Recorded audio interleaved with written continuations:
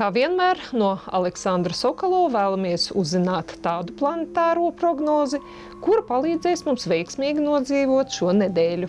Labrīt! Šonedēļ mēs gaidām ļoti labvēlīgus astroloģiskus apstākļus.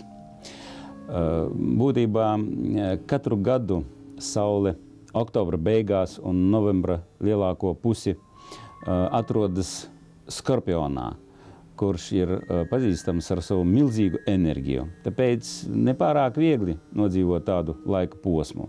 Bet šogad astroloģiski apstākļi Skorpiona posmā būs ļoti, ļoti labvēlīgi.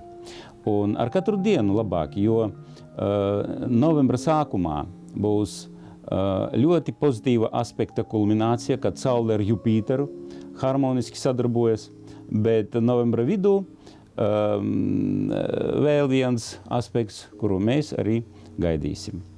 Šonedēļ ceturtdiena ir ļoti derīga aktīvai darbībai. Jebkura darbība būs ar pozitīviem rezultātiem.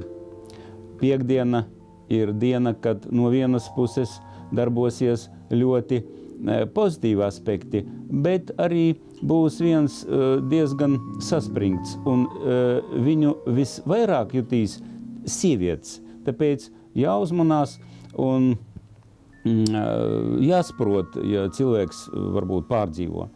Bet, ja mēs taisamies pavadīt laiku ar draugiem, draugu kompānijā vai aktīvi atpūsties vai kaut ko citu darīt, tad vislabāk būtu plānot šos pasākumus svētdien, jo svētdiena būs noteikti visskaistākā nedēļas diena. Visiem veiksmi!